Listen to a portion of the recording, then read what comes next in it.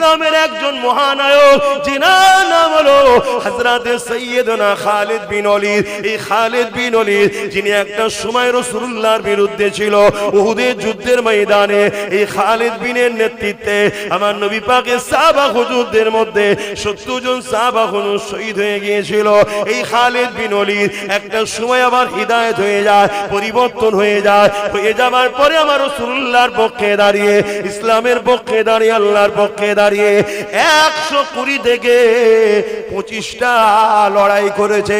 প্রতিটা লড়াইয়ে যখন খালিদ বিন ওলীদ যেত, খালিদ বিন ওলীদ বলতে লেগেছে, আমি দূরে কাদ নফল নামাজ পড়ে আল্লাহর কাছে দোয়া চাইতে থাকতাম, ও রব্বি আল্লাহ, আপনার দ্বীনের জন্য লড়াই করতে করতে, গরিবের পক্ষে লড়াই করতে করতে, আপনার সৃষ্টির পক্ষে লড়াই করতে করতে, আপনার হাবিবের পাশে দাঁড়িয়ে লড়াই করতে করতে আমি খালিদ বিন ওলীদের আল্লাহ যেন শহীদের মরণটা নসিবে হয়। তুমি যদি নামাজ পড়ে পড়ে কপালে যদি দাগ করে ফেলো, রোজা রেখে রেখে যদি পেট পিঠ সমান করে ফেলো, দান খায়রাত করে করে ধন দৌলত যদি শেষ করে ফেলো, এ যুবকেরা বাপেরা, যদি আল্লাহ রাসূল তোমার দিনে না থাকে, রাসূলুল্লাহকে যদি সব কিছুর উপরে বেশি ভালোবেসে আদর না করো, তাহলে মনে রেখে দিও আমার আল্লাহ তোমাকে জাহান্নামে ঢুকাবে, আর কোনোদিন বার করবে না। ইমানটা একটা দিন রাত ধরে তোমাদের আওয়াজ সিদ্দিক চৌমাথায় দাঁড়িয়ে খুব ট্রাফিকের কাজ করছে, গাড়ি পাস করছে আর করছে সারা রাত ধরে, সারা দিন ধরে, কিন্তু কোন ট্রাফিকের চাকরি পাইনি সে। এ মাইনে পাবে? জোরে বলো। কিন্তু কাজটা যত ভালোই করুক মাইনে ওজন। আর একটা লোক ট্রাফিকের চাকরি পেয়েছে, 2 ঘন্টা মাইনে ডিউটি করে, আবার কিছুক্ষণ ফাঁকিও মারে, এ কিন্তু মাস গেলে মাইনেটা পাবে। এই ফাঁকি মারার জন্য কিন্তু একদিন ওকে পানিশমেন্ট দিতে হবে, শাস্তি আছে জানলে, তাই তো নাকি? কিন্তু চাকরি পাওয়ার দরুন ও কিন্তু মাইনে আসবে। তো ঈমান যদি আনো, তোমার জন্য জান্নাত কিন্তু একদিন না একদিন হবে। আর ঈমান ছাড়া তুমি হাজারো ডিউটি করে যাও ভালো কাজে, হবে না। এখন বড় দুঃখের বিষয়, আমাদের ঈমান এখন বাঁচানো বড় মুশকিল। কেন? আল্লাহ পরীক্ষা নিচ্ছে। আল্লাহ পাক যেমন পরীক্ষা নিয়েছিলেন হযরত বেলাল হুজুরকে, আল্লাহ পাক যেমন পরীক্ষা নিয়েছিলেন আমার নবী পাকের সাহাবা হুজুরকে, আল্লাহ পাক যেমন পরীক্ষা নিয়েছিলেন আম্মা জান সুমাইয়া হুজুরকে, আল্লাহ পাক যেমন পরীক্ষা নিয়েছিলেন তামাম আউলিয়া উলিয়া দিগাকে।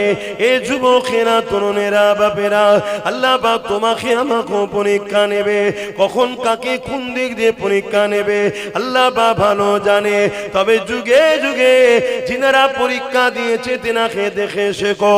আল্লাহ নবী একদিন মদিনার নববী শরীফে সাহাবাদেরকে লক্ষ্য করে বলতে লাগলে, এ বাবা সাহাবারা কে আছো বাবা?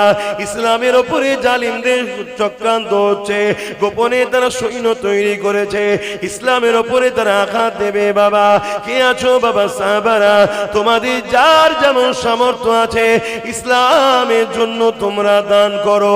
এই যে দান করো বাবা, ইসলামের জন্য তোমরা দান করো বাবা। এই কথাটা শোনার সাথে সাথে সাহাবা হুজুররা যে যার ঘরে চলে গেলে, যার যার সামর্থ্য রয়েছে আল্লাহ নবীর কদমে দিবার জন্য নিয়ে আসতে চলে গেছে। কিন্তু নবী পাকের দরবারে একজন সাহাবী বসে বসে কাঁদতে লেগেছে।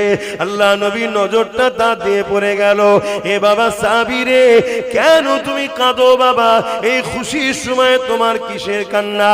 ওই সময় সাহাবী বলতে লাগলে, ইয়া রাসূলুল্লাহ, হাবিবাল্লাহ, আমি বড় আপনার গরীব সাহাবী, আমার দিবার মতো কিছু নাই, এই পরনার চাদরটুকু ছাড়া আর কিছু না। ইয়া রাসূলুল্লাহ, হাবিবাল্লাহ, এই রকম একটা সময়ে সমস্ত সাহাবা ভাইয়েরা যার যেমন আছে মাল দিচ্ছে, এর বিনিময়ে তারা জান্নাতটা কিনে নিচ্ছে। ইয়া রাসূলুল্লাহ, হাবিবাল্লাহ, আমি আপনার কদমে কিছু দিতে পারলাম না, জান্নাতকে কিনতে পারলাম না, এই জন্যে আমি সাহাবী কানতে লেগেছি। এ নওজওয়ানেরা, তরুণেরা, চিন্তা করে দেখে সাহাবা হুজুরা কিরকম তারা জান্নাতের জন্য, কিরকম তারা গরিব হওয়ার পরও আল্লাহ নবীর জবানের কথাকে বিশ্বাস করে তারা কানতে লেগেছে। হঠাৎ করে সাহাবী বলতে লাগলে, ইয়া রাসূলুল্লাহ, হাবিবাল্লাহ, আপনি আমাকে একটু ইজাজত দেন, আমি একবার ঘরে যাব। মাইকের আওয়াজে বুঝতে পারছেন তো সবাই? সাহাবী বললেন, হুজুর আমাকে ইজাজত দেন, আমি একটু ঘরে যাব। আল্লাহ নবী বললেন, যাও বাবা। ঘর বলতে আমাদের মতো নয়, পাতা দিয়ে ঘেরা।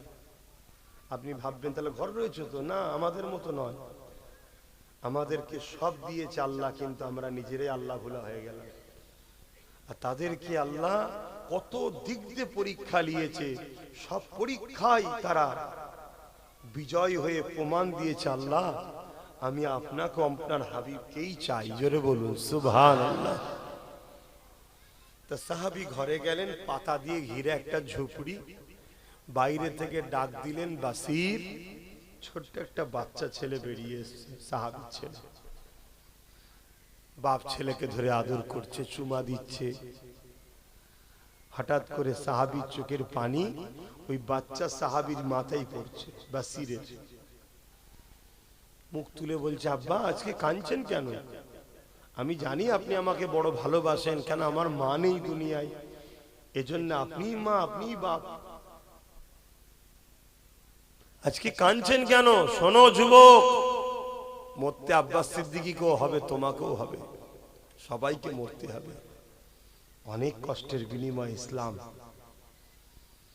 আজকে আমাদের গাফলতির জন্যে, আমাদের উদাসীনতার জন্যে, আমাদের লোভ লালসার জন্যে, আমাদের একদল মুসলিম সমাজের মধ্যে মুনাফিকদের চক্রান্তের শিকার হওয়ার দরুন, আমাদের বেঈমান নেতাদের ঝান্ডা ধরে ঘোরার দরুন আজ আমার ভারত ও আমার বাংলা তো ইসলামের উপরে সন্ত্রাসবাদীদের ক্ষমতা কিন্তু বেড়ে গেছে।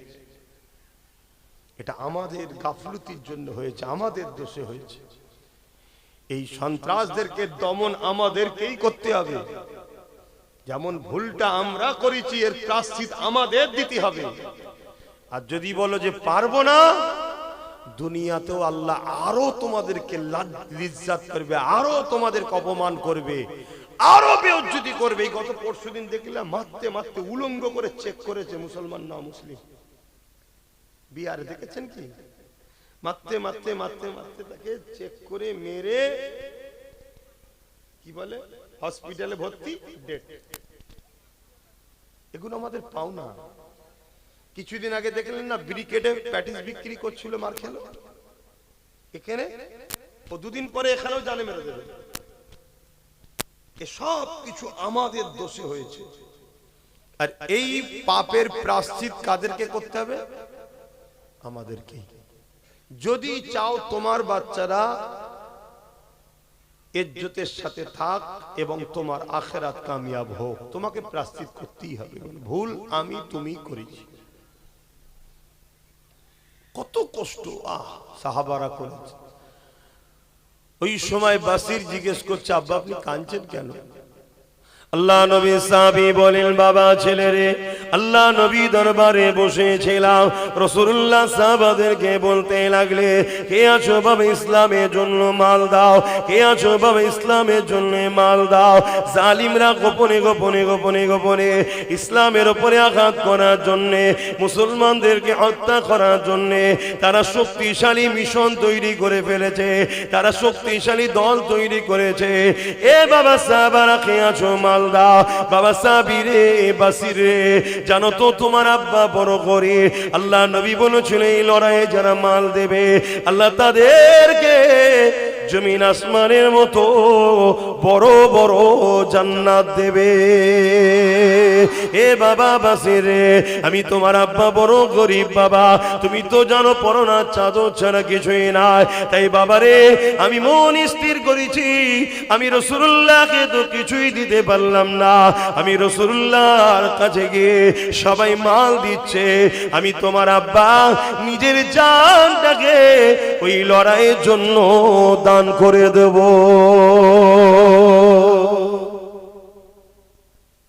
বাচ্চা ছেলে বলছে, আব্বা খুশির কথা তো, আপনি এলেন কেন আমার কাছে?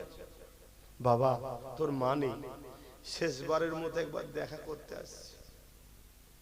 আর আজকে বাপ যদি হক কথা বলতে যায় ছেলে পিছন থেকে টানে, আর ছেলে যদি হক কথা বলতে যায় বাপ পিছন থেকে টানে, যাস না বাবা, ঘরের লাল ঘরে থাকার জিনিস নাকি। অথচ ওই ছেলে মারা গেলে বাপ তাড়াতাড়ি করে, বেশি দেরি করিসনি, পচে যাবে, তাড়াতাড়ি কবর দে। আর ওই বাপ মারা গেলেই ছেলে আবার বলে এত দেরি করছো কেন, অনেকক্ষণ বেড়ে যাচ্ছে, লাস্টে লাশ ফুলছে, ফাটবে, গন্ধ হবে, তাড়াতাড়ি দাও। কি বলে না বলে না? তাহলে একই মানুষ জানটা বেরিয়ে গেলে ভুল পাল্টে যায় কেন? এজন্য ভুল পাল্টে যায় যে এর দ্বারা আমার আর কাজ। ও তাহলে আপনি যদি কারো দ্বারা কাজ না পেলে ভুল পাল্টে যান, তাহলে বান্দা আমি আপনি আল্লাহর, আর আমার দ্বারা যদি আল্লাহর দ্বীনের উপকার ছেড়ে দিয়ে ক্ষতি হয়, আল্লাহ কি আমাদের ঠিক রাখবে? কি গো বলবেন তো হ্যাঁ কি না? আবেরা নওজওয়ানেরা, এ নবী পাকের প্রেমিকেরা, আল্লাহ নবীর এই বাচ্চা সাহাবী বাসির বলতে লাগলে, আব্বা জান আপনি দেরি করবেন না, আপনি চলে যান, আমি বাসি নিজেকে বড় ধন্য মনে করব যদি আল্লাহ রাসূল আপনাকে কবুল করে নেয়। হে আমার আব্বা জান, তবে আমি ইন্তজারে থাকব, আমার আল্লাহ যদি আপনাকে গাজী করায় আমি বাসির ধন্য হব, গাজীর বেটা হতে পেরেছে। আর আল্লাহ যদি আপনাকে শহীদ করে যায়, কিয়ামতের দিনে আল্লাহ পাককে বলবো, ও রব্বি আল্লাহ, দিনের জন্য যখন আমার বাপের প্রয়োজন হয়েছিল, আমি বাসির আমার মা ছিল না, দুনিয়ায় আমার বাপই শুধু একমাত্র সাহারা ছিল, আমি বাপটাকেও আপনার জন্য দিয়ে দিয়েছি, আমি তাকে আটকে রাখিনি, তার পা ধরে আমি কাঁদিনি যে আব্বা আপনি যাবেন না, আমি বাসির একা কি করব, এই কথা আমি একবারও বলি না। আল্লাহ নবী সাহাবী ছুটতে লাগলে, রাসূলুল্লাহ দরবারে চলে আসলে, আল্লাহ নবীর কাছে এসে বলতে লাগলে, ইয়া রাসূলুল্লাহ হাবিবাল্লাহ, আমার সাহাবা ভাইরা কেউ উট দিয়েছে, কেউ অর্থ দিয়েছে, বিভিন্ন জন বিভিন্ন কিছু দিয়েছে, ইয়া রাসূলুল্লাহ হাবিবাল্লাহ, এই লড়াইয়ের জন্য ইসলামের পক্ষে, মানবতার পক্ষে, ইনসানিয়াতের পক্ষে, গরিবের পক্ষে, আল্লাহ ও রাসূলের পক্ষে আমি আমার জানটাকে দান করে দিলাম। আরো জোরে বলুন সুবহান।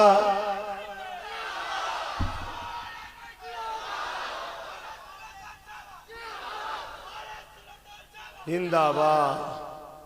ভাবো ভাইরা, এই আলোচনা কেন করা হচ্ছে? যাতে করে তোমাদের মধ্যে এই ভাবনাটা আসে যে আজ যদি আমরা জাগি, আজকের হাজারো ফেরাউনের রাতের ঘুম হারাম করে দিতে পারি, কিন্তু কাল যেদিন জাগবে সেদিন কিন্তু আর কিছু করা থাকবে না। কেন? সেদিন তোমার আমার ঈমান থাকবে, কি সন্দেহ আছে? কথা বুঝে আসছে তো নাকি? কেউ হারাম খাদ্য খাইয়ে খাইয়ে আমাদেরকে ঈমান দুর্বল করছে, কেউ বিভিন্ন পথ দিয়ে আমাদের ঈমান দুর্বল করছে, কেউ আমাদেরকে ভয় দেখিয়ে বেঈমান বানাচ্ছে। কাল আরো ভয়ানক দিন আসছে, এখন তো তবুও কেউ তোমায় বুঝাচ্ছে, কাল তো বাপ বুঝাবার লোক পাওয়া যাবে না। কে কথা বলতে যাবে ভাই? কে কথা বলতে যাবে? দেখছো না মুসলমানদের দুশ্মন মুসলমানই।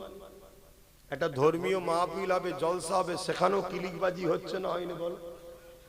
তাহলে বলো দুশ্মন কারা আমাদের? তাহলে আজ তো তবুও কেউ হাল ধরেছে, চল ও বেরিয়ে গেছে গাদ্দার, তো কি হয়েছে? আমরা মরে গেছি নাকি? আজ তো কেউ তো হাল ধরে নিয়েছে, কি ধরেছে না ধরে না, কিন্তু যত দিন যাচ্ছে তত জালিম বাড়ছে।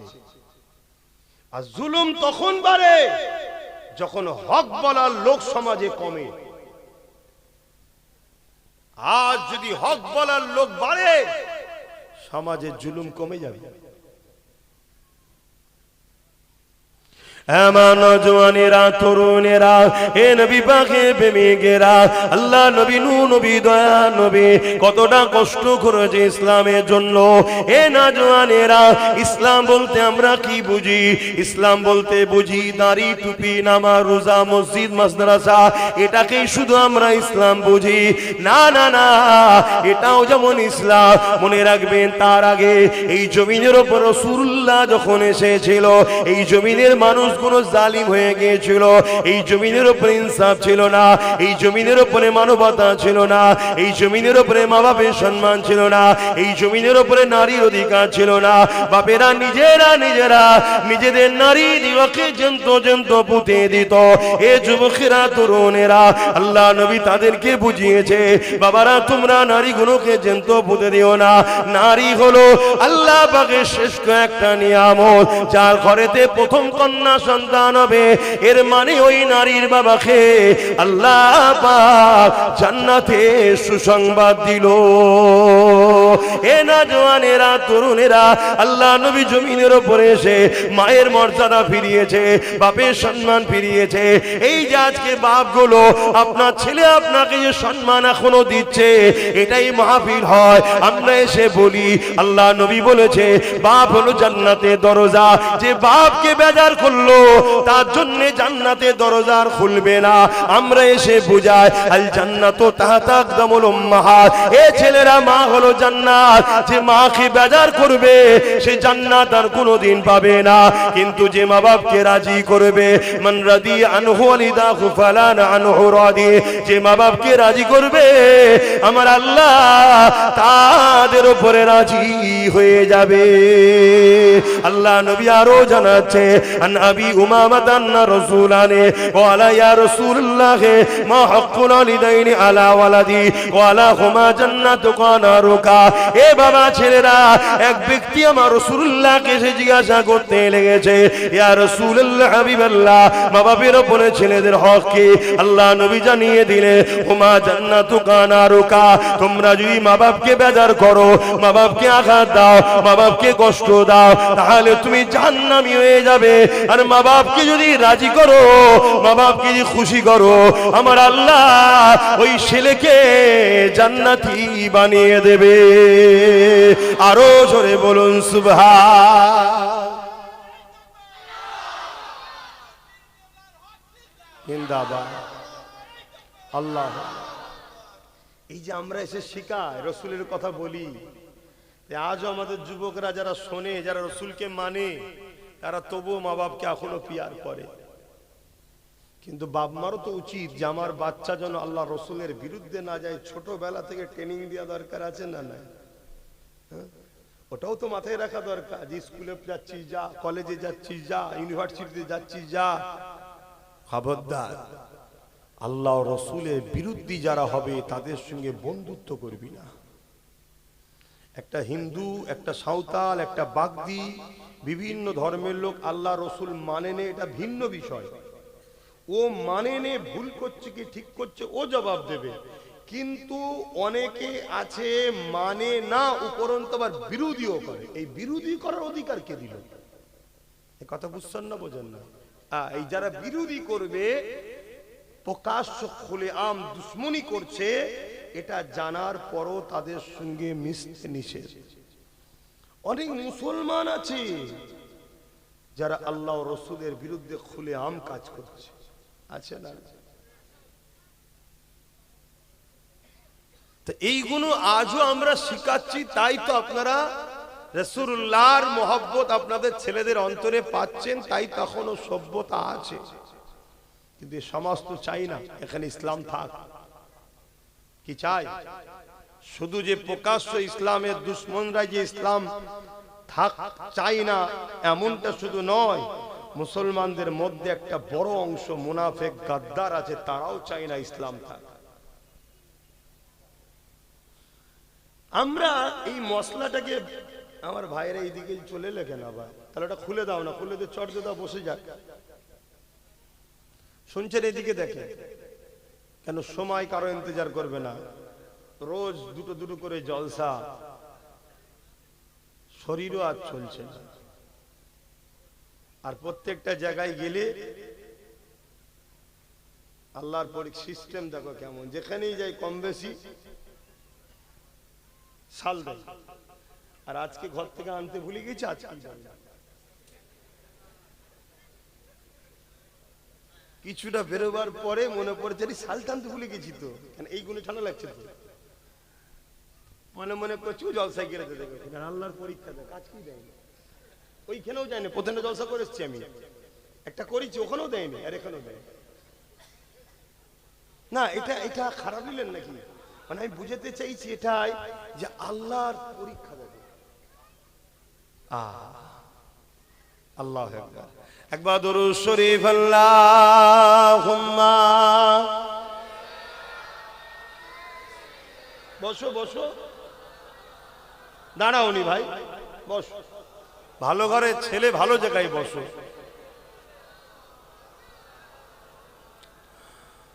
মধুর চেয়েও মধুর আরো আমার নবীর নাম, আমার নবীর নাম। মধুর চেয়েও মধুর আরো আমার নবীর নাম, আমার নবীর নাম। ওই নামেরই মধু পিয়ে, ওই নামেরই মধু পিয়ে দোয়েল কোয়েল বেড়ায় গে। ওই নামেরই মধু পিয়ে দোয়েল কোয়েল বেড়ায় গে। বুলবুলি গায় ওই নামের গুণ, বুলবুলি গায় ওই নামের গুণ, আমার নবীর নাম। মধুর চেয়েও মধুর আরো আমার নবীর নাম। আল্লাহুম্মা সাল্লি আলা।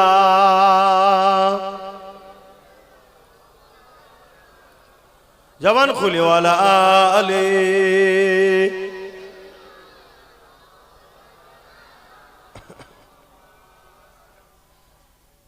কি কথা বলছিলাম, কি কথা বলছিলাম?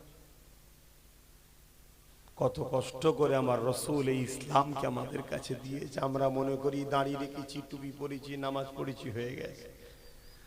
আরে ইসলাম, এটা ইসলামের মধ্যে কথাটা ঠিক, কিন্তু মন দিয়ে শোনো, ইসলাম জুলুম মুক্ত সমাজ গড়ার নাম ইসলাম। শুনছেন তো নাকি? হ্যাঁ, নবীকে যারা মহব্বত করে, কারা? মান আহাব্বা সুন্নতি, যে সুন্নাতকে মানলো নবীর, ফাকাদ আহাব্বানি, তারাই তো রাসূলকে ভালোবাসলো। জোরে বলুন সুবহানাল্লাহ। আর যারা রাসূলকে ভালোবাসলো, কানা মাই ফিল জান্নাহ, সে রাসূলের সাথে জান্নাতে যাবে। জোরে বলুন সুবহানাল্লাহ। দাড়ি রাখাটাও নবীর সুন্নাত, টুপি পরাটাও নবীর সুন্নাত। জালিমের বিরুদ্ধে লড়াই করে মজলুম অসহায় দুঃখীদের চোখের পানি মুছাটা দাড়ি টুপির থেকেও অনেক বড় রাসূলের সুন্নাত। জোরে বলুন সুবহানাল্লাহ। এখন দাড়ি রেখে টুপি পরে জালিমদের সঙ্গে সাথ দিয়ে জানতে হবে এরা নবীর সুন্নাত দাড়ি টুপিকে শুধুমাত্র সাইনবোর্ড হিসাবে ব্যবহার করছে। এরা যদি রাসূলুল্লাহ সুন্নাত হিসাবে দাড়ি রাখতো, টুপি পরতো, তাহলে এর থেকেও বড় সুন্নাত হলো জালিমের বিরুদ্ধে লড়াই করা। এরা জালিমের সাথ কখনো তাহলে দিতে পারতো না যদি নবীর সুন্নাত কিরা ভালোবাসতো। এই কথা বুঝছেন তো নাকি?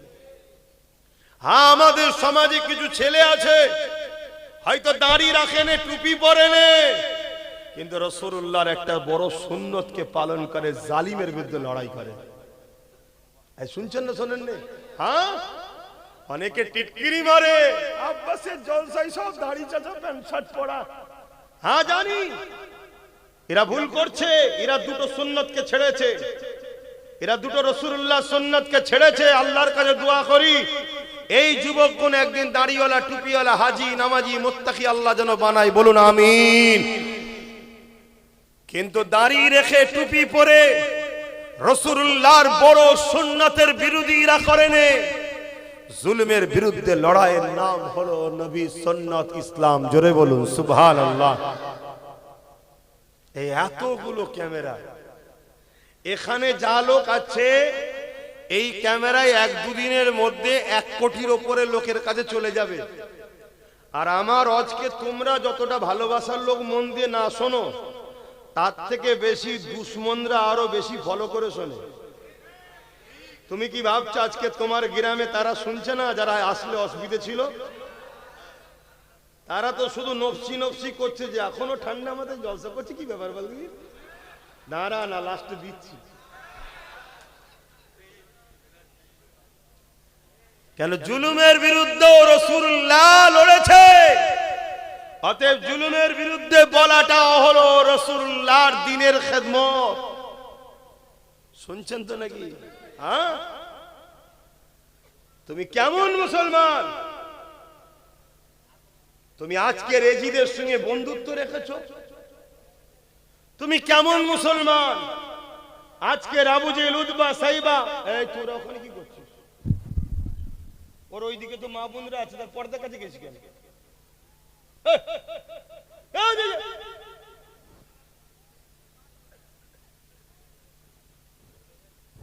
ও তো মা বোনরা আছে নাকি? তাহলে ওখানে কেন চলে গেছে? এই বীজখানে ডিস্টার্ব হয়ে গেলেই না অজের লাইন বন্ধ করে। কারি সাহেব ভালো বুঝতে পারবে, যারা ওয়াজ করে তারা ভালো বোঝে। আর আমি তো আরো বেশি উল্টো হয়ে যায়। কেন?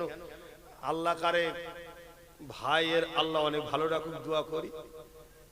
আমার মাথায় যা লোড, এই লোড আমার আরো খারাপ করে দেয়। মানে আমি ওয়াজ করি এখানে, কিন্তু আমি ঘুরি আরো দুনিয়ায়। একটা মন দিয়ে ওয়াজ হয়, আল্লাহ জানে কটা মন আছে। একটাই মনই ঠিক, মানে বুঝাতে চাইছি হাজারো দিকে ওয়াজ করতে করতে খেয়াল রাখতে হয়। কি যে হবে আল্লাহ জানে। কিন্তু চেষ্টা হলো আমাদের কাজ। চেষ্টা কি? কাজ। ফাইসাল্লাহ আমার কাজ না আপনার কাজ? ফাইসাল্লাহটা কার? আল্লাহ। রোগ হয়েছে, ডাক্তারের কাছে লিখে আছে, ডাক্তার চেষ্টা করছে। ভালো হবে না হবে না এটা কার দায়িত্ব? অতএব ফাইসাল্লাহ আল্লাহর হাতে। তো যাক ভাই, যে কথা বলছিলাম, আমার রাসূল পাক সাল্লাল্লাহু আলাইহি সাল্লাম অনেক কষ্ট করেছে। আল্লাহ নবীর জীবনী খুলে দেখো, ইসলামের জন্য রাসূল পাক উহুদের ময়দানে গিয়ে দান্দা মুবারক শহীদ হয়েছে। আহা, দয়ান নবীর চেহারা মুবারক রক্তে ভরে গেছে। হে নবীর উম্মত, তোমার বিবেক একটুও কাঁদে না? তোমাকে একবারও কি তোমার দিল ধাক্কা দেয় না যে রাসূল উহুদের ময়দানে গিয়েছিল ইনসাফের জন্য, মানবতার জন্য, ন্যায়ের জন্য, গরিবের জন্য, দুঃখীর জন্য, এতিমের জন্য? আমার রাসূলের জীবনে একটা লড়াই নেই কোন ধর্মের বিরুদ্ধে রাসূল লড়েছে। শুনছেন তো? উপরন্তু আমার রাসূল মদিনা সনদ করেছিল যে কেউ কারো ধর্মের উপরে আঘাত দেবে না। কোন গোত্র বা কোন ধর্মের উপরে আঘাত দেবে না, এই চুক্তিবদ্ধ করেছে। আমার রাসূল যতবার লড়েছে আল্লাহর সৃষ্টিকে বাঁচাবার জন্য, এতিমের জন্য, বিধবার জন্য, গরিবের জন্য, মজলুমের জন্য, দুঃখীর জন্য। সেই দুঃখী অমুসলিম আমার রাসূলকে মানে নেই তখন, কিন্তু সে অসহায়, রাসূল তার জন্যও লড়েছে। জোরে বলুন সুবহানাল্লাহ। তারিখে হাদিস দেখো, দুনিয়া যখন জুলুম মুক্ত হয়েছে, সন্ত্রাস মুক্ত হয়েছে, আতঙ্কবাদ মুক্ত হয়েছে, রেপ মুক্ত হয়েছে, নেশা মুক্ত হয়েছে, দুর্নীতি মুক্ত হয়েছে, খুন মুক্ত হয়েছে, পাপাচার মুক্ত হয়েছে। আমার আল্লাহ তখন নবীকে দাওয়াত দিয়েছে, বন্ধু এবারে মেরাজে আসেন, সুবহানাল্লাযী আসরা বিআবদিহি লাইলাম মিনাল মসজিদিল হারামি ইলাল মসজিদিল আকসা। এই যে কোরআনের আয়াতে আল্লাহ পাক জানাচ্ছে তার হাবিবকে তখন দাওয়াত দিয়ে গেছে। নিয়ে গিয়ে তখন বলেছে, হাবিব জমিনের তো জঙ্গল বন্ধ, পরিষ্কার হয়ে গেছে, খুনিরা নাই, চোরেরা নাই, দুর্নীতিবাজরা নাই, জালিমরা নাই, সন্ত্রাসরা নাই, অত্যাচার বন্ধ হয়ে গেছে। যান নামাজ নিয়ে যান, রোজা নিয়ে যান, সাহাবাদেরকে পড়তে বলেন। জোরে বলুন সুবহানাল্লাহ। তা নামাজ যেমন পড়বো, রোজা যেমন রাখবো, আমার পাড়ার এতিমের হক মারা যাচ্ছে, যে মারছে তার বিরুদ্ধে যুদ্ধ করবেন না? এটা কি ইসলাম নয়? আমার পাড়ার নারীগুলোর উপরে জুলুম হচ্ছে, নারীর অধিকার নষ্ট হচ্ছে, গরিবের অধিকার নষ্ট হচ্ছে, মিথ্যাচার হচ্ছে, নিরীহ মানুষের নামে মিথ্যা কেস দিচ্ছে, জুলুম করছে, যারা করছে তাদের বিরুদ্ধে যুদ্ধ করবেন না? আমার রাসূল করেছে না করেনি? তাহলে আপনারা করবেন না? কিসের উম্মত? হাই রে আলেম উলামা, হাই রে মৌলী সাহেব, হাই রে পীর সাহেব, পীরজাদা সাহেব, বক্তা সাহেব, মুফতি সাহেব, হ্যাঁ এটা ইসলাম নয়। আজ আমাদেরকে ইসলামের একটা বড় পাঠ ভুলানো হয়েছে। কিতাবুল মাগাজি গুলো মাদ্রাসায় পড়ানো বন্ধ হয়ে গেছে।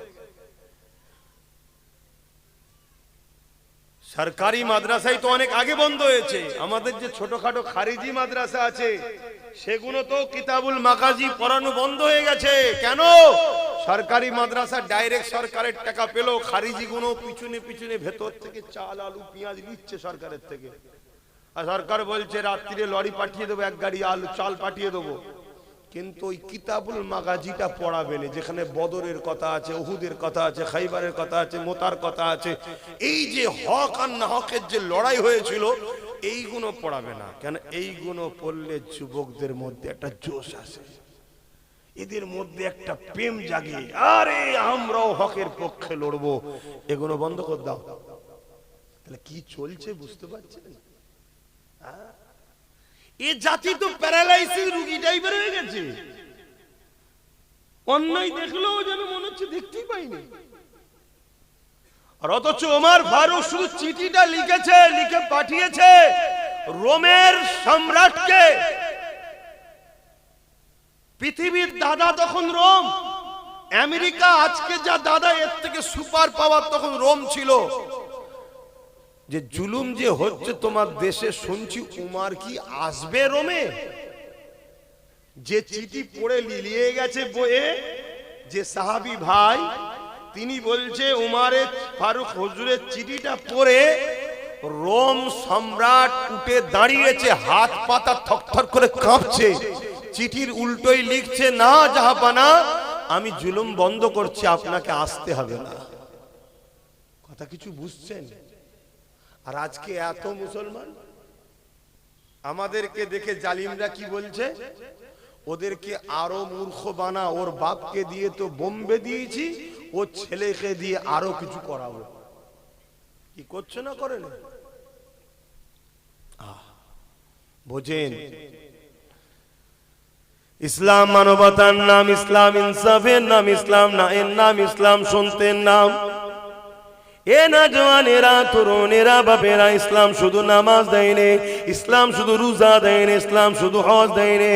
ইসলাম আমাদেরকে দিয়েছে ক্ষুধার্ত মানুষকে খানা খাওয়ানো, ইসলাম আমাদেরকে দিয়েছে বিধবার অধিকার দাও, ইসলাম আমাদেরকে দিয়েছে সমাজে ন্যায় প্রতিষ্ঠিত করো, ইসলাম আমাকে দিয়েছে সমাজের গরিবের মানুষের পাশে দাঁড়াও।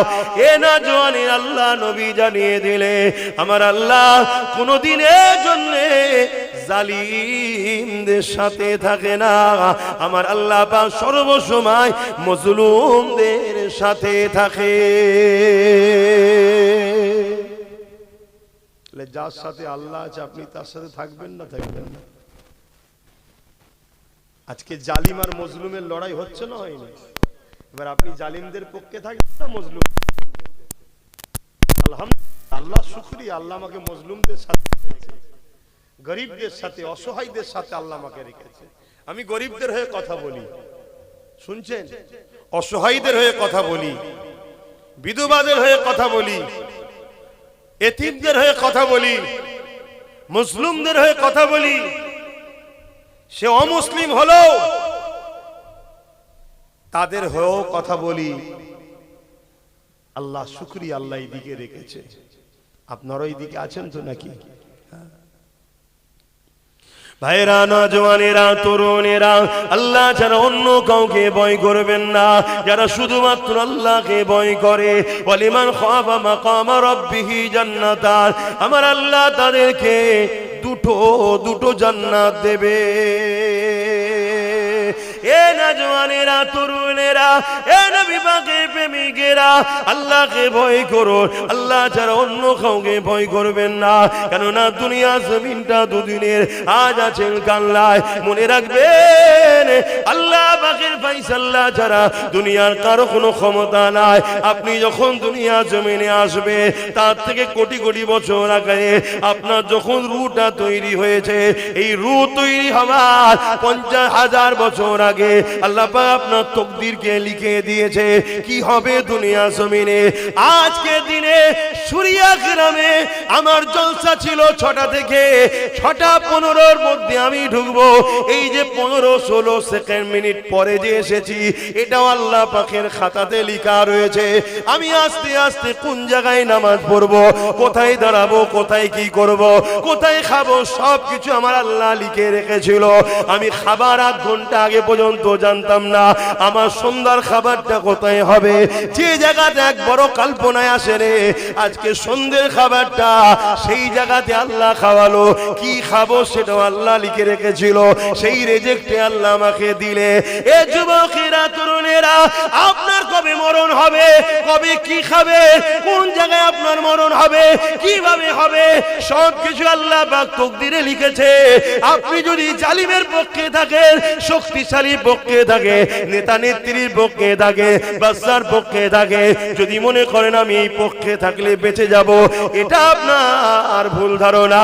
আর আপনি যদি জালিমদের বিরুদ্ধে লড়াই করতে নেবে, আপনি যদি মনে করেন লড়াই করলে আমি মারা যাব, এটা আপনার ভুল ধারণা। তার একটা ছোট্ট নমুনা দিই। ইসলামের একজন মহানায়ক, যিনার নাম হলো হযরত সৈয়দনা খালিদ বিন ওয়ালিদ। এই খালিদ বিন ওয়ালিদ যিনি একটা সময় রাসূলুল্লাহর বিরুদ্ধে ছিল, উহুদের যুদ্ধের ময়দানে এই খালিদ বিনের নেতৃত্বে আমার নবী পাকের সাহাবা হুজুরদের মধ্যে 70 জন সাহাবা হুজুর শহীদ হয়ে গিয়েছিল। এই খালিদ বিন ওয়ালিদ একটা সময় আবার হিদায়াত হয়ে যায়, পরিবর্তন হয়ে যায়। হয়ে যাবার পরে আমার রাসূলুল্লাহর পক্ষে দাঁড়িয়ে, ইসলামের পক্ষে দাঁড়িয়ে, আল্লাহর পক্ষে দাঁড়িয়ে 120 থেকে 25টা লড়াই করেছে। প্রতিটা লড়াইয়ে যখন খালিদ বিন ওয়ালিদ যেত, খালিদ বিন ওয়ালিদ বলতে লেগেছে, আমি দূরে কাদ নফল নামাজ পড়ে আল্লাহর কাছে দোয়া চাইতে থাকতাম, ও রব্বি আল্লাহ, আপনার দ্বীনের জন্য লড়াই করতে করতে, গরিবের পক্ষে লড়াই করতে করতে, আপনার সৃষ্টির পক্ষে লড়াই করতে করতে, আপনার হাবিবের পাশে দাঁড়িয়ে লড়াই করতে করতে আমি খালিদ বিন ওয়ালিদের আল্লাহ যেন শহীদের মরণটা নসিবে হয়।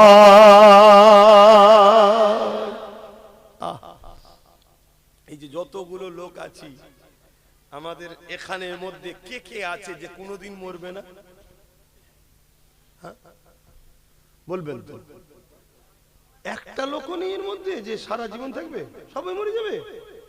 তাই ও আবার বলছে সে ওলি নেই, কেন ওলি বেঁচে থাকে নাকি?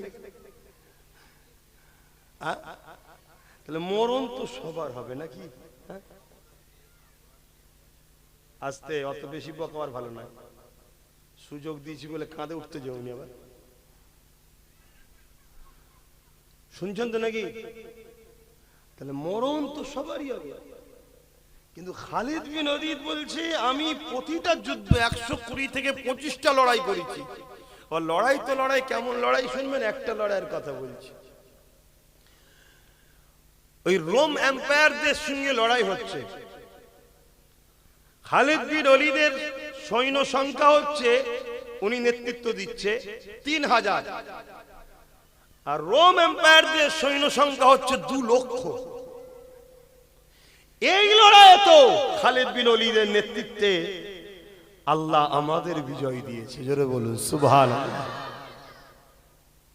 খালিদ বিন ওলীদ বলছে আমি এত দোয়া চাইছি যে আল্লাহ যদি আমার শহীদ নসিব করে, শহীদ নসিব করে। কেন শহীদের মরণটা হলো সব থেকে উত্তম মরণ, যে মরণ কিয়ামতের দিনে ওই অবস্থায় উঠাবে যে অবস্থায় দুনিয়াতে সে ইন্তেকাল করেছে, ওই অবস্থায় থেকে উঠানো হবে এবং বেহিসাব জান্নাত যাবে। জোরে বলুন সুবহানাল্লাহ। যে কঠিন দিন, মাথার গিলুগুলো গলে গলে নাক দিয়ে পড়বে, শরীর থেকে পাসিনা ঝরতে থাকবে, এই কঠিন দিনে তো যেখানে সবাই নফসি নফসি, আমার কি হবে আমার কি হবে। হে যুবক, ওই দিনে আল্লাহ রসুলের জন্য যারা কুরবান হয়েছে, আল্লাহ রসুলের জন্য কুরবান মানে এতিমের উপরে জুলুম হয়েছে, তুমি এতিমের পক্ষে দাঁড়িয়েছো। জালিম যদি দেশের প্রধানমন্ত্রী হয় তারও বিরুদ্ধে লড়েছো। যেখানে দেখেছো অসহায়ের উপরে জুলুম হয়েছে, গরিবের হক মারা হচ্ছে, তুমি গরিবের পক্ষে আওয়াজ তুলেছো। আর আওয়াজটা যদি রাজ্যের সিএম এর বিরুদ্ধে হয়, তুমি ছোট মানুষ এত বড় নেতা না, আমি ও নেতাকে আমি চিনি না, আমি এতটুকু জানি এর পাশে দাঁড়ালে আল্লাহ খুশি হয়, আল্লাহর খুশির জন্য আমি এর পাশে দাঁড়াবো। এই নিয়তটাই ছিল তোমার বড়। এই কামিয়াবি যদি তুমি করতে পারো, এমনও হতে পারে আল্লাহ তোমায় গাজীও বানাবে। গাজী হলে দুনিয়ায় মালও পাবে, ইজ্জতও পাবে, আবার পরকালে জান্নাতও পাবে। জোরে বলুন সুবহানাল্লাহ। কিন্তু শহীদ এত বড় সম্মান, আল্লাহ রসুল বলছেন পিপিলিকা কামড়ালে যেমন মানুষের কষ্ট বুঝে যায়, ওর থেকেও কম কষ্ট হলো শহীদ যখন হয় ওর জানটা বেরোয়, ওর থেকেও কম কষ্টে জান বেরিয়ে যায়। জোরে বলুন সুবহানাল্লাহ।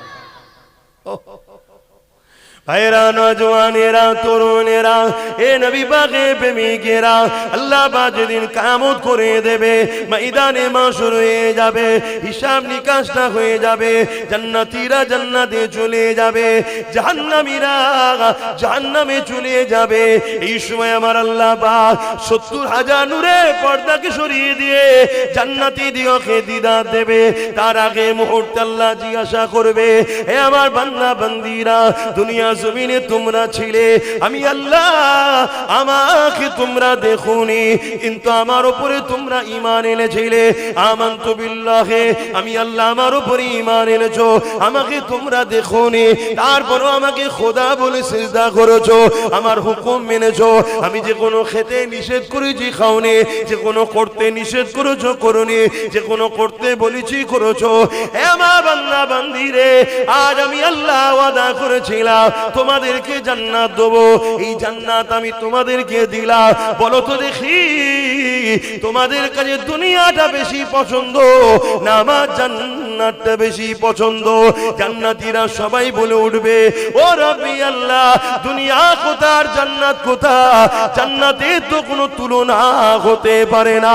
আল্লাহ পাক দুনিয়া থেকে লাখো কোটি গুণ বেশি আরো সুন্দর জান্নাত। আল্লাহ পাক ওই সময় বলতে লাগবে, আমার বান্দা বান্দিরে, তাহলে তোমরা কি আমার দুনিয়াতে আর যেতে চাও?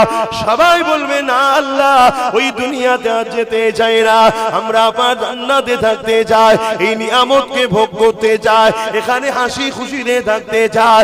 কিন্তু তাদের মধ্যে থেকে একদল যুবক দাঁড়িয়ে যাবে, দাঁড়িয়ে গিয়ে বলতে লাগবে, আমার আল্লাহ, আমরা দুনিয়াতে আবার যেতে চাই। শুনছো যুবক, আবার দুনিয়ায় যেতে চাই। আল্লাহ পাক জিজ্ঞাসা করবে, বান্দারে, দুনিয়ায় এমন কি নিয়ামত পেয়েছো যেটা আমার জান্নাতে পাচ্ছ না? দুনিয়া কি জান্নাতে থেকেও ভালো?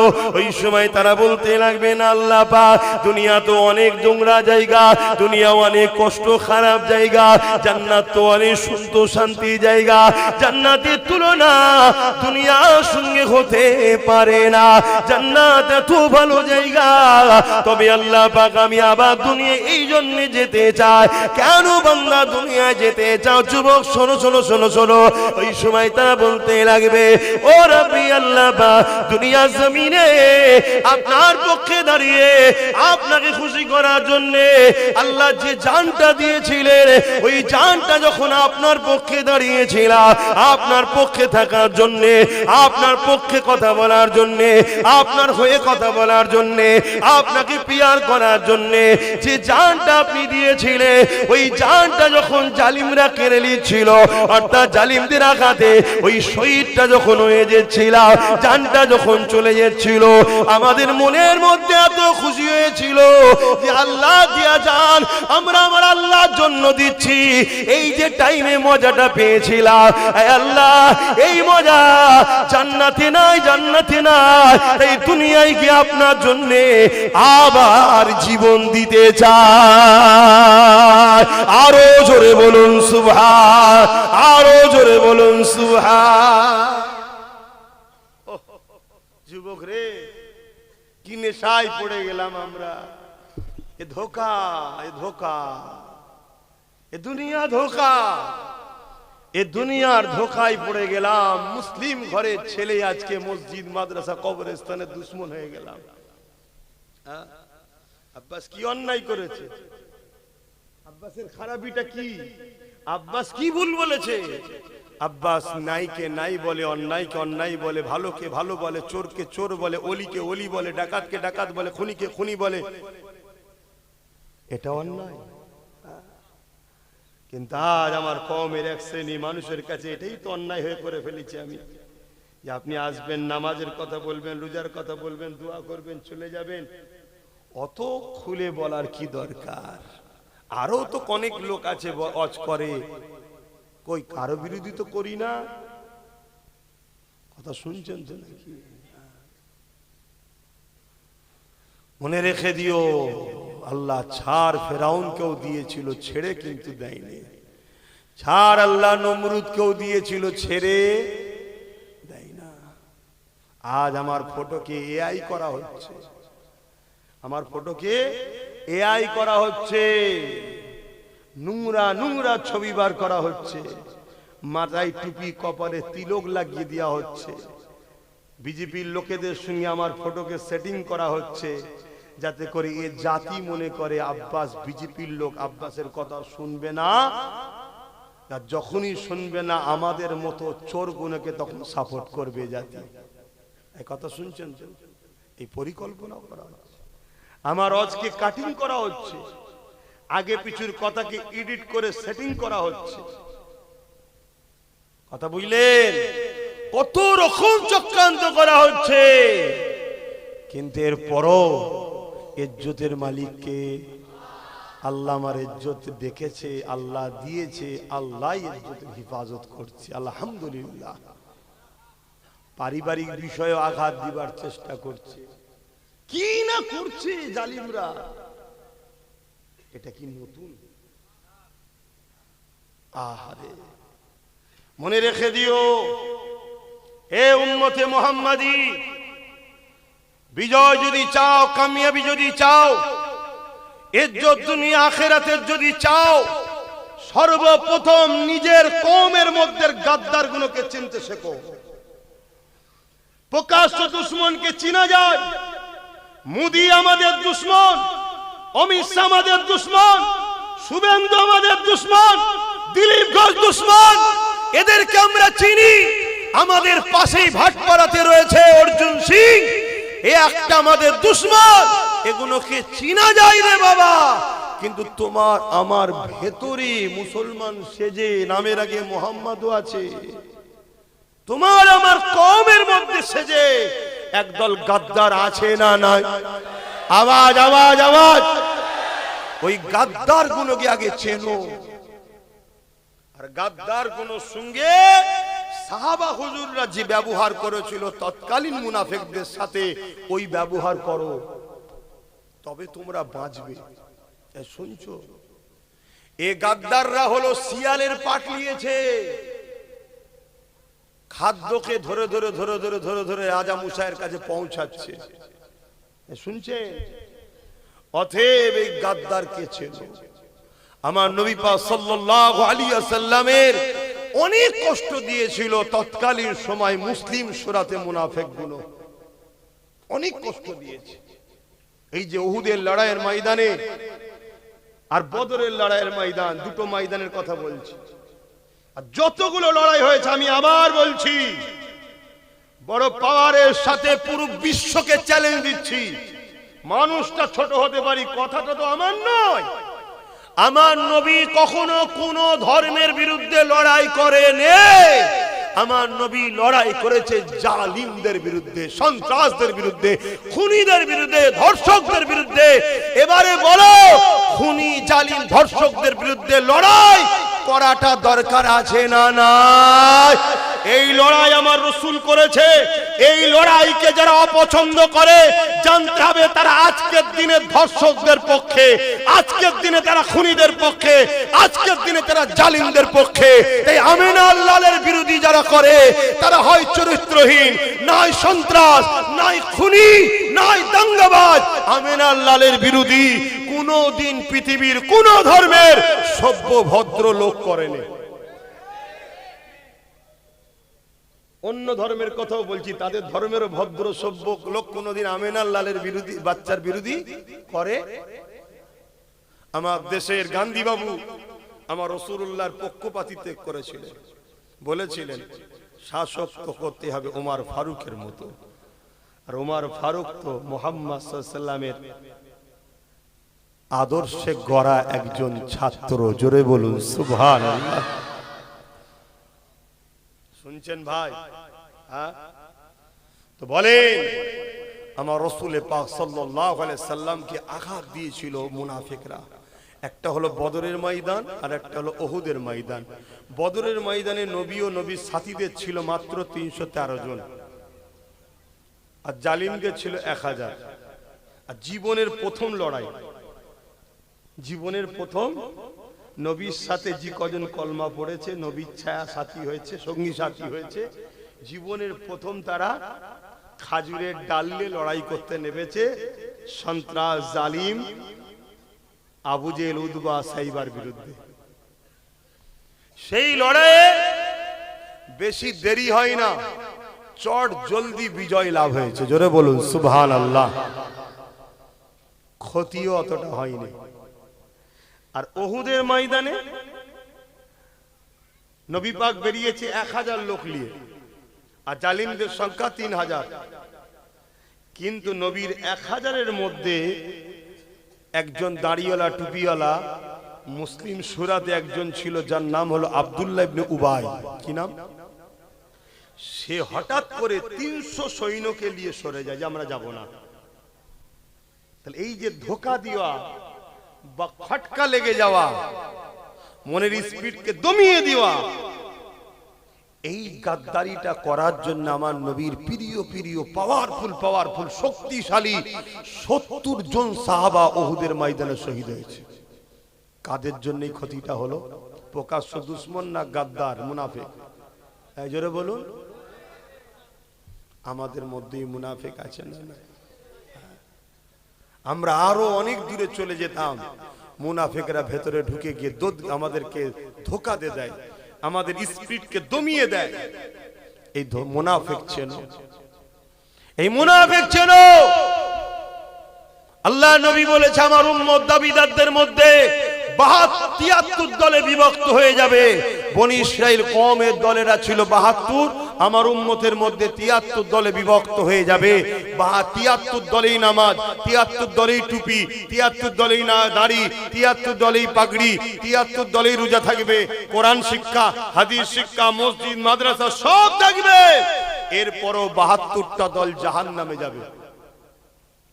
আজ আমাদের সমাজে এমন নামাজি আছে, এমন রোজাদার আছে, এমন মসজিদ বানানেওয়ালা রয়েছে, এমন জলসা করনেওয়ালা রয়েছে, জলসার মাহফিল দেনেওয়ালা রয়েছে, যা সব রয়েছে, অথচ আজকের ইসলামের খুলেআম দুশমন বিজেপি ও টিএমসির সাথে এখনো তারা সাথ দিয়ে চলছে। এরকম মুনাফিক গাদ্দার আছে না নাই? আওয়াজ দিয়ে বলুন আছে না নাই? আমার কথা আপনাদের অসুবিধা? বিজেপি ইসলামের দুশমন না? দুশমন নয়। তাই ইসলামের যে দুশমন হয় সে জালিম নয়? জোরে বলেন, মমতা ইসলামের দুশ্মন না দুশ্মন নয়? এ তো বিরাট বড় দুশ্মন, ও তো প্রকাশ্য দুশ্মন, আমরা অনেক দিন ধরে জানি। ও যে প্রকাশ্য দুশ্মন আমরা অনেক দিন ধরে জানি, কিন্তু এ ছিল আমাদের বন্ধু সেজে, আমারই শিল, আমারই নোরা, আমাদেরই ছেলেদের দিয়ে নিজে শক্তিশালী হয়ে আমাদেরই ইসলাম বিরোধী আইনকে সাপোর্ট করলো না করলো না? তাহলে এ দুশ্মন নয়? এ জালিম যে ইসলামের হয় সে দুশ্মন নয়? তাহলে এই ইসলামের দুশ্মনদেরকে যারা সাপোর্ট করে তারা কি মুনাফিক নয়? তারা কি মোমেন মুসলমান ইমানদার থাকতে পারবে? এজন্য আমি বলেছি দিদি মুদিকে যারা ভোট দেবে তারা হলো বেঈমান। কথা কিছু ভুল বলে ফেলেনি তো? কেন আপনারা সব তো অনেক বড় বড় মুফতি মৌলানা, কি এবারে এই কথা যখনই বলবো এই কথা শুনে কোনো অমুসলিমের কষ্ট হচ্ছে না, কষ্ট হচ্ছে দেখুন আমার পাড়ার, আমার গ্রামের কিছু মুনাফিক মুসলমানদের কষ্ট হচ্ছে না? হয়নি? তারা বলছে মুদির কথা বলে বলুক, দিদির কথা বলবে কেন? আজান হচ্ছে, মাইক বন্ধ আছে। মুদির কথা বলছে বলুক, দিদির কথা বলবে কেন? শুনছেন তো নাকি? আরে ঠিক সময় মাইকটা ওর বন্ধ, তো তখন বলাও যাবে না, একটু পরে বলি। একবার দরুদ শরীফ আল্লাহুম্মা সাল্লি আলা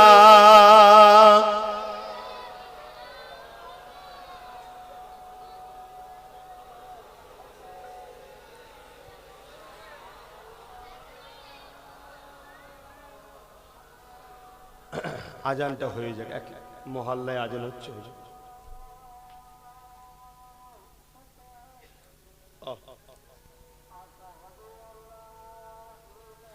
নামাজ কটাই হবে? আচ্ছা, আজানের পরে একবার শুধু খুলে দিবি, তারপরেই আবার বন্ধ করে দিবি। হ্যাঁ হ্যাঁ,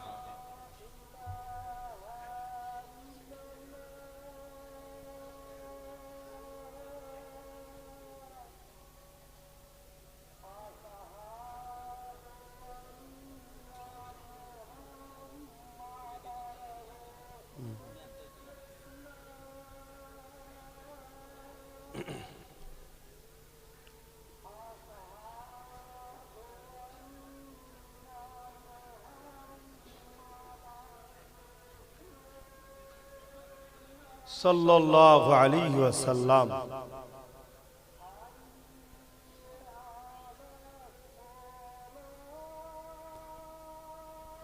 লা হাওলা ওয়ালা কুওয়াতা ইল্লা বিল্লাহ।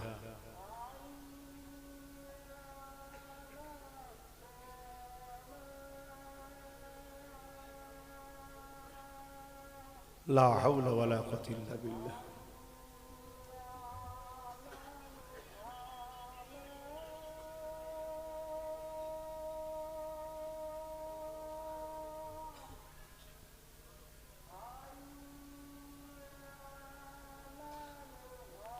লা হাওলা ওয়ালা কুওয়াতা ইল্লা বিল্লাহ।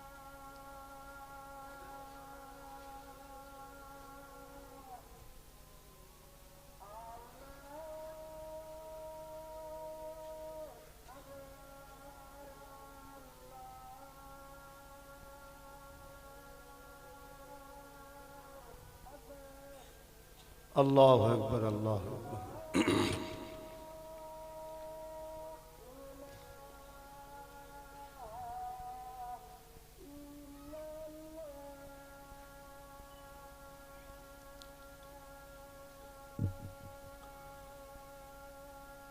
اللهم رب عاجل آت محمد الوسيلة محمد لله إنك لا تخلف। যাক ভাইরা, ওই 8:15 নামাজ হবে। এই ছোট করে একটু বলে দিই, বলা দরকার আছে তো নাকি? আল্লাহ রসুল বলছেন কেউ জালিম জানার পরেও যদি কেউ তার দল করে, তার সাথ দেয়, তাকে সহযোগিতা করে, তাকে ভোট দেয়, আল্লাহ রসুল বলছে, এবার ভোটটা আপনি বলবেন রসুল্লাহর কথা কি আছে? না, সাপোর্ট করা, ভোটটা সাপোর্ট করা তো নাকি, তাকে শক্তিশালী করার জন্য তো ভোট দেওয়া। আল্লাহ রসুল বলেছেন, কেউ জালিম জানার পরে, আমার আব্বারা শুনবেন, বিশেষ করে মা বোনরাও শুনবেন, 1000-1200 টাকায় বিক্রি হয়ে যাচ্ছে। শোনেন, কেউ জালিম জানার পরও তাকে যদি কেউ সাপোর্ট করে, শক্তিশালী করে, আল্লাহ রসুল বলছে সেই মুসলমান ইসলাম থেকে বেরিয়ে যায়। মসজিদ মাদ্রাসার বিরুদ্ধে যারা ভেঙে দিয়ে যেতে চায়, তারা জালিম না জালিম নয়? বিজেপি কেন্দ্র সরকার মসজিদ মাদ্রাসার বিরুদ্ধে, হ্যাঁ কি না? রাজ্য সরকার মসজিদ মাদ্রাসার পক্ষে না বিরুদ্ধে? জোরে বলেন। নিউ টাউনে মসজিদের জায়গা চুরি করে বিক্রি করার প্ল্যান করেছে না করেন?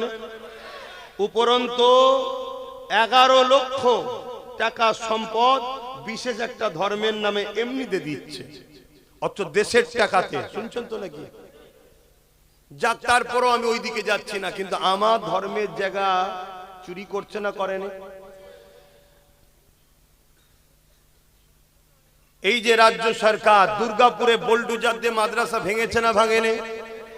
রাজ্য সরকার বলছে কোরআন শেষ হবে, আমার উন্নতি শেষ হবে না। এ কোরআনের দুশ্মন, হ্যাঁ কি না? কোরআনের এটা মিথ্যা কথা বললো না? বললো না?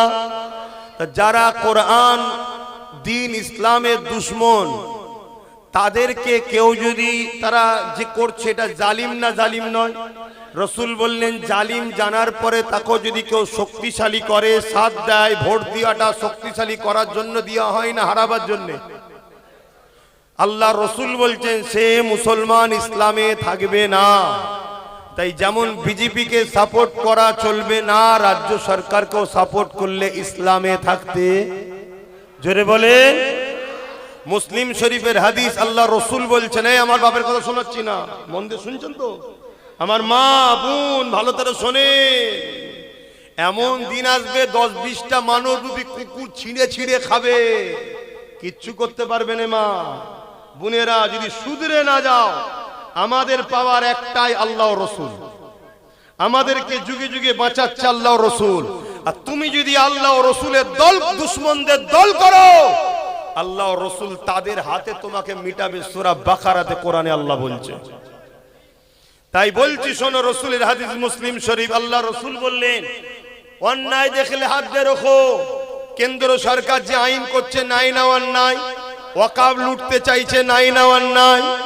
হাত দিয়ে যদি রুখতে না পারো, মুখ দিয়ে প্রতিবাদ করো। যদি মুখ দিয়ে প্রতিবাদ করতে না পারো, অন্তর থেকে ঘৃণা করো। তা যদি না করে কেন্দ্র সরকারকে কেউ ভোট দেয়, তার ঈমান থাকবে? কেন রসুল বললেন অন্যায় দেখলে হাত দিয়ে রুখতে হবে। যদি হাত দিয়ে রুখতে না পারো, মুখ দিয়ে প্রতিবাদ করো। যদি মুখ দিয়ে প্রতিবাদ করতে না পারো, অন্তর থেকে ঘৃণা করে দূরে সরে যাও। এই তিনটে কথা বলে রসুল বললেন, অন্তর থেকে ঘৃণা করে দূরে সরে যাওয়া হলো সব থেকে দুর্বল কমজোর ঈমান। কিন্তু তুমি অন্তর থেকে ঘৃণা করে দূরে সরে যাওনি, উপরন্ত তাকে তুমি ভোট দিচ্ছ যাতে সে শক্তিশালী হয়। তার মানে সে মসজিদ মাদ্রাসাকে আরো ভাঙুক। সেই কেন্দ্র সরকারকে যারা ভোট দেবে, তাদের ঈমান থাকবে। ঠিক তেমনি এই কেন্দ্র সরকারের আইনকে যে রাজ্য সরকার মেনে নিচ্ছে, তাকেও ভোট দিলে ঈমান থাকবে। এ ভাইরা, 72 দল জাহান্নামে যাবে। 72 দলই আলেম আছে। অনেক আলেম আছে তালাকের ফতোয়া 20,000 টাকা দিলে জায়েজ করে দেয়। তাদের পাল্লাই পরে ঈমান নষ্ট করবে না। আমি চ্যালেঞ্জ ওপেন দিচ্ছি, দিদি মুদির দলে অনেক মোল্লা মলি সাহেব আছে। যেমন ব্রিটিশরা একদল আলেমকে আন্দামান সেলুলার জেলের মধ্যে রেখে কালা পানির সাজা খাটিয়েছে, আবার ওই ব্রিটিশরা ভারতের একদল আলেমকে মাসে মাসিক ভাতাও দিত, মাইনে দিত। তাহলে আলেম দুই ধরনের হলো না? হলো না? আজকে দুই ধরনের আলেম আছে। একদল আলেম আছে জালিম শাসকের জুলুমকে শরিয়াতের দৃষ্টিকোণের নামে মিথ্যা ফতোয়া দিয়ে সমাজের মানুষকে জালিম আলেমের দিকে নিয়ে যাবার জন্য চেষ্টা করে। তাদেরকে সরকার মাসে মাসে ভাতা মাইনে দেয়। আর একদল আলেম আছে যারা ব্রিটিশের সময়তে মার খেয়েছে। আজকেও একদল আলেম আছে আজকের ব্রিটিশদের বিরুদ্ধে লড়াই করে তারা মার খেতে রাজি আছে, কিন্তু আমিন আর লালের দিনকে শেষ হতে দেবে না। এখন বলো দালাল উলামাদের সাথে থাকবে না নবীর দ্বীনের পক্ষে যারা গোলামি করে নবীর দ্বীনের দুশমনদের সঙ্গে লড়াইয়ের কথা বলে সেই উলামাদের পক্ষে থাকবে? এটা ডিসাইড করা তোমাদের দরকার আছে না নাই? আল্লাহ নবী বললেন জমিনের উপরে আসমানের নিচে আখেরি জামানায় সবথেকে নিকৃষ্ট হবে উলামারা। এখন বলো জালিম শাসকদের পক্ষে দালাল উলামাদের সাথে থাকবে তোমরা? তাহলে নবীর দ্বীন বাঁচাবার জন্য এই জালিম হুকুমতদের বিরুদ্ধে থাকতে চাও হাত তুলে দেখাও। হাত লম্বা করে তুলবে, তুলে রাখবে, হাত লম্বা করে তুলে রাখো। ডায়ে বাঁয়ে দেখো, পাশে দেখো, কেউ তুলতে বাকি আছে কি? তুলতে বাকি আছে কি দেখো। কেন আমাদের মধ্যেও গাদ্দার ঢুকে থাকে রে বাবা, কথা বুঝে আসছে? দেখো কেউ নেই তো, যদি থাকে তার সঙ্গে ঝগড়া করবে না, শুধু চিনে নেবে যে এর গোড়াতে গন্ডগোল আছে। এর কোথা গন্ডগোল? গোড়াই। কেন মুসলমানের বেটা যত খারাপই হোক, যত গুনাহ করে ফেলুক, যত বদমাইশি হোক, কমসে কম দ্বীনের ক্ষতি করতে পারে না। কথা মাথায় শুকছে? এটা মনে থাকবে।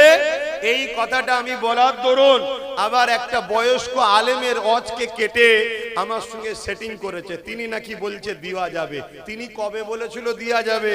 যখন এই জালিম বলেছিল 10,000 মাদ্রাসা দেবো। এই বিশ্বাসঘাতক যখন বলেছিল আমি থাকতে মুসলমানদের চিন্তা নেই, তখন বলেছিল দেওয়া যাবে। কিন্তু আজকে যখন এই বিশ্বাসঘাতক চিটিংবাজকে ধরা পড়েছে যে এ মুখোশ এক, মুখ এক, আগে ছিল ঘুমটা দিয়ে তাই পেতনির মুখটা বোঝা যায়নি, ঘুমটা খুলে পেতনির মুখ দেখা যাচ্ছে। এ মাদ্রাসা মসজিদ ওয়াকফের দুশমন, বিজেপির দালাল, বিজেপির সাথে রয়েছে। এখন আর একেও সাপোর্ট ইমানদারদের বৈশিষ্ট্য থাকতে পারে? তাহলে ওরও বিরুদ্ধে লড়াই হবে, এরও বিরুদ্ধে লড়াই হবে। পারবে তো লড়তে? এদের হাতে অনেক মেশিন আছে, পুলিশ আছে, টাকা আছে, পারবে লড়াই করতে? আরে এদের কাছে যা থাকে থাকুক, গে যাক, আমাদের কাছে জীবনটা আছে, আল্লাহ রসুলের জন্য হাসতে হাসতে দিয়ে দেবো। কিন্তু এদের চামচাগিরি আমরা করে জাহান্নামে যেতে পারবো না। কথা ক্লিয়ার? আর এতটুকু মনে রেখে দিও, আল্লাহ পরীক্ষা লিয়া শুরু করেছে আমাদের। এই পরীক্ষায় আমাদের কামিয়াবি হতে হবে, বলো ইনশাআল্লাহ। আমার মা, আমার বোন, পরিবর্তন হন, নাই এমন ছেলে আল্লাহ দেবে। এই ভিক্ষা খাওয়া, ভাতা খাওয়া, টাকা নিয়ে সে ছেলে দিন রাত উঠতে বসতে চুলের মুঠি ধরে বক্সিং মারবে। এই সমাজে হয় না, হয় না? মাকে মেরে ফেটিয়ে ফেলেছে, ঠিক না বেটি? ও শুধু ছেলের দোষ দিলে হবে? বাপ মার দোষ আছে বলেই তো ছেলে এত খারাপ হয়। বাপ মা যদি রসুলের সুন্নাত তরিকায় সংসার করে, রসুলের সুন্নাত তরিকায় ইনকাম হালাল খাদ্য খায়, রসুলের সুন্নাতের তরিকায় পাক পবিত্র ভাবে মা চলে, তার মায়ের ওই মায়ের পেটের বাচ্চা খারাপ হয়ে যাবে। এই কথা মাথায় ঢুকছে না? ঢুকে না? একটু সাবধান হবেন। মা দুশ্মন মনে করবেন না, বোন দুশ্মন মনে করবেন না। আমি আপনার নবীর বংশের আওলাদ, আপনাদের বাঁচাবার চেষ্টাই বলি। শেষ কথা, ওয়াকফ নিয়ে যে লড়বে সে আমাদের বন্ধু, না যে মিটাবে সে বন্ধু? যে বলো, জোরে বলো। নওশাদ সিদ্দিকী নবী বংশের ছেলে, ওয়াকফ নিয়ে লড়ছে না লড়ে নে? আপনারা বলুন, লড়ছে না লড়ে নে? সুপ্রিম কোর্টে কেস চালাচ্ছে না চালায়নি? রাজ্য সরকারের কেস করা দরকার ছিল না ছিল না? কিন্তু কেস করেনি, উপরন্ত বিশ্বাসঘাতক হয়েছে। বলেছিল আমি থাকতে চিন্তা নেই, কিন্তু সাথ দিয়েছে না দেয়নি? তাহলে এই জায়গায় দাঁড়িয়ে থেকে আপনারা যদি ওয়াকফের পক্ষে হন, একটা ধর্মগুরু হিসাবে জানতে চাইছি, নওশাদের সাথ দিয়ে ওকে আরো শক্তিশালী করা দরকার আছে না নাই? কারা একমত হাত তুলে দেখান? কারা একমত হাত তুলে দেখান? মাশাআল্লাহ, মাশাআল্লাহ, আল্লাহ কবুল করে বোন, আল্লাহুম্মা আমিন। এটা একটা পীরের আওলাদ হিসাবে মুরিদকে জিজ্ঞেস করলাম। আমার শেষ কথা, একটা চক্রান্ত চলছে দাদা পীরের সিলসিলাকে ক্ষতি করার, ওটাও রাজ্য সরকার করছে। বিগত সরকার যখন ভুল করেছিল, দাদা হুজুরের আওলাদদের মধ্যে কেউ কেউ বিরোধী করেছিল না, করেনি? কিন্তু বিগত সরকারের লোকেরা দাদা হুজুরের আওলাদদের গালিগালাজ করেছিল। কিন্তু এই সরকারের মাদকপুষ্ট গুন্ডাগুনো দাদা হুজুরের আওলাদদের গালিগালাজ করছে না, করেনি? তার মানে লক্ষ্য হলো দাদা পীরের সিলসিলাটাকে মিটিয়ে দাও। কেন? বাংলায় সংখ্যাগরিষ্ঠ সিলসিলা হলো ফুরফুরা দরবার শরীফ। অতএব এই সিলসিলা সর্বসময় অন্যায়ের বিরুদ্ধে কথা বলে। সে বিগত সময় বলেছে, আজও বলছে, আগামীতেও কেউ করলে বলবে। কেন? অন্যায়ের বিরোধী করা নবীর সুন্নাত। হাক্কানি উলামাদের প্রমাণ হলো নবীর পক্ষে ডাকবে আর জালিমদের বিরুদ্ধে লড়াই করবে, এটা হলো হক উলামার বৈশিষ্ট্য। জোরে বলুন সুবহানাল্লাহ। যে উলামা জালিমের সঙ্গে মেশে ও উলামা নয়, ও মুনাফিক। শুনছেন তো নাকি? আরে পাওয়ার দিয়ে বলে যাচ্ছি, রেকর্ড হচ্ছে।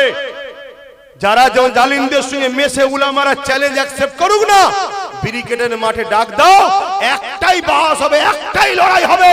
ভাই এদিক নাই ওদিক বারবার গুজোগুজি করার সময় নেই। যা হবে ফয়সালা একদিনে, পুরো দুনিয়া জেনে যাবে কে হক আর কে না হক। আজকে আমার মসজিদের হয়ে কথা বলবি না, মাদ্রাসার হয়ে কথা বলবি না, তুই বেঈমান নেতাদের জন্য কথা বলবি? তুই মুসলমান? কথা মাথায় ঢুকছে? তাহলে নওশাদের জন্য দোয়াও করবেন, সাথও দেবেন। আসেন এবারে ওর পলিসি করছে, ও মতুয়াদের কাছে যাচ্ছে, দলিতদের কাছে যাচ্ছে, আদিবাসীর কাছে যাচ্ছে, যে বুঝাচ্ছে ভাই আদিবাসী তোরা বেশি, এখানে তোরা সিট দে, আমরা মুসলমান কম, সাথ দেবো। যেখানে মতুয়া বেশি, ভাই তোরা সিট দে, আমরা কম, তোদেরকে সাপোর্ট করব। যেখানে এসসি এসটি রয়েছে তাদেরকে বুঝাচ্ছে, ভাই তোরা সিট দে, আমরা সাপোর্ট করব।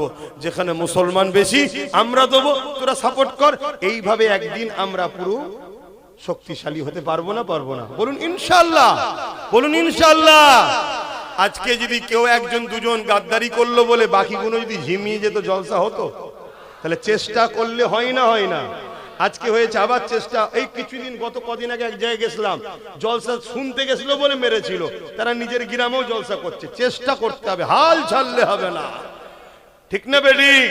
গত দিনে যা ছিল আজকের দিন বেড়েছে না কমেছে? কালকে আরো বাড়বে, নিয়ম এটা। কথা বুঝে আসছে? জুলুম বেশি দিন নয়। জুলুম হলো ওই থামস আপ ঢালা গিলাসের টাইপের, বজবজ করে ওঠে ঠিকই, তারপর আবার দেখবে সবই তলায় নেমে গেছে। ঘাবড়াবার কিছু নেই, লড়তে হবে। তাই বলে যাচ্ছি, এই লড়াই চালিয়ে থাকবে, হকের পক্ষে থাকবো আমরা। জালিম যত বড়ই হোক তাদের বিরুদ্ধে লড়বো আমরা। বলুন ইনশাআল্লাহ। তো ভাইয়েরা আমার, এই জায়গাতে এসে তার পলিসি অনুযায়ী কাজ করছে। কথা বুঝে আসছে? অনেকে বলবে যে ভয় দেখাবে, ভয় ভয় যে এইসব করলে আর করলে বিজেপি চলে আসবে। আচ্ছা, বিজেপি আর টিএমসির মধ্যে পার্থক্য কি ভাই? একটু একটু বলেন না ভাই, একটু বলেন শুনি। পার্থক্য নেই? পার্থক্য আছে, পার্থক্য আছে। আপনারা জানেন না, পার্থক্য আছে, একটু পার্থক্য আছে। টাকা রিপিট উপিট আমিও জানি, কিন্তু দুপিটে তো আর এক লিখা থাকে না, দুপিটে এক ফটো থাকে না, একটু ইদিক উদিক আছে। সেই ইদিক উদিকটা কি?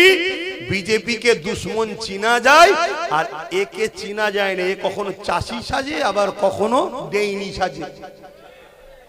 কথা বুঝে আসছে না? না, ওকে চিনা যায়, একে চিনা, এইটুকু পার্থক্য। তা রাসূলুল্লাহর হাদিস এখানে কি আছে একটু জানা দরকার নাকি? আল্লাহর নবী বলছেন, আমার বড় ভয় হয়, আমার বড় ভয় হয়, আমার উম্মতকে প্রকাশ্য দুশমনরা মিটাতে পারবে না। আমার ভয় হয় আমার উম্মতরা মুনাফিক ছদ্মবেশী কলে কৌশলে মহব্বত দেখিয়ে আমার উম্মতকে না শেষ করে দেয়। তাহলে ও প্রকাশ্য, আরে বন্ধু সেজে এ বলেছিল না পশ্চিম বাংলায় বিজেপিকে ফন্ডে এনে লড়বো। তাহলে এই পশ্চিম বাংলায় যতটুকু বিজেপি আছে, সে শুভেন্দু হোক আর যেই হোক, এখনো বেঁচে আছে এর দয়াতে। কেন? ফন্ডে এনেছে। বাকি যা আছে সবাইকে মেরে ঘরে ঢুকিয়ে দিয়েছে। কেন? মুসলমান যাই করুক নাই করুক বিজেপির সাথে যাবে না। বিজেপি যদি ফন্ডে থাকে, মুসলমানকে আমি ফ্রিতে পাবো। এই পলিসি করে বিজেপিকে ফন্ডে এনেছে এ। কিন্তু এখন ছুঁচো গিলা টাইপের হয়ে গেছে। ভাইপো এত দুর্নীতি করেছে, এ নিজে বাঁচতে গেলে আমাদেরকে মারতেই হবে। দেখলেন না, ওয়াকাফ সাপোর্ট করলো, তারপরেই 32,000 চাকরি এলাও হয়ে গেল। কিছু বুঝতে পারছেন? এসব আপনাদের মাথায় ঢুকবে না, এত ডিপ বলছি না। আমি শুধু এতটুকু বলবো, ধর্মগুরু ঘরের ছেলে হিসাবে আমার ধর্মের উপরে যে আঘাত দেবে সে আমার দুশ্মন, হ্যাঁ কি না? আমার মসজিদ মাদ্রাসার উপর জাকাত দেবে আমার দুশ্মন হ্যাঁ কি না? তুই রাজনীতি করছিস, রাজনীতি করবে যা, আমি ধর্মগুরু ধর্ম করব। কারো মধ্যে যদি প্রশ্ন জাগে হুজুর জলসায় এসে এইসব বলছেন কেন, আমি একটাই কথা বলবো, ওরে মুনাফিক, আগে গিয়ে ওদেরকে বলগে যা যে রাজনীতির নামে মসজিদ মাদ্রাসা কবরস্থানের বিরোধী করছো কেন? তুমি রাজনীতি করছো, রাজনীতি করো, ধর্মে হস্তক্ষেপ করো না, তাহলে আমি হুজুর এসে শুধু জলসা করব, রাজনীতির বিষয়ে কথা বলবো না। কথা ক্লিয়ার? আর কথা নয়, সালাম দেবো ইয়া নবী। মাইক বন্ধ করতে হবে, মাইক বন্ধ করতে হবে।